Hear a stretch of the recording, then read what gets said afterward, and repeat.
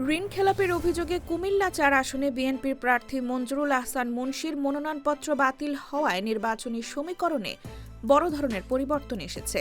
নির্বাচন কমিশনের এই সিদ্ধান্তের পর স্বাভাবিকভাবেই প্রশ্ন উঠেছে, এই আসনে জাতীয় নাগরিক পার্টির প্রার্থী হাসনাত আব্দুল্লাহ কি তাহলে বিনা প্রতিদ্বন্দ্বিতায় জয়ী হতে চলেছেন? শনিবার বিকেলে আগারগাঁওয়ে নির্বাচন কমিশন ভবনে শুনানি শেষে ইসি মঞ্জুরুল আহসান মুন্সীর মনোনয়ন বাতিল ঘোষণা করে। উল্লেখযোগ্য বিষয় হল, এই বাতিলের পেছনে সরাসরি আপিল করেছিলেন একই আসনের প্রতিদ্বন্দ্বী প্রার্থী হাসনাত আব্দুল্লাহ।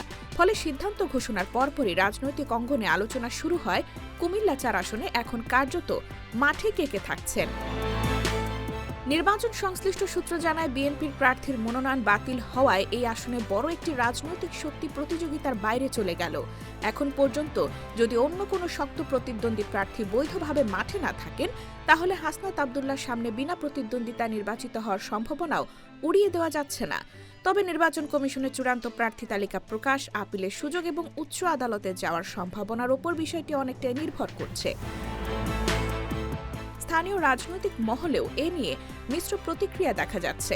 কেউ কেউ বলছেন, আইনি প্রক্রিয়া শেষ না হওয়া পর্যন্ত বিনা প্রতিদ্বন্দ্বিতার বিষয়টি নিশ্চিতভাবে বলা যাবে না।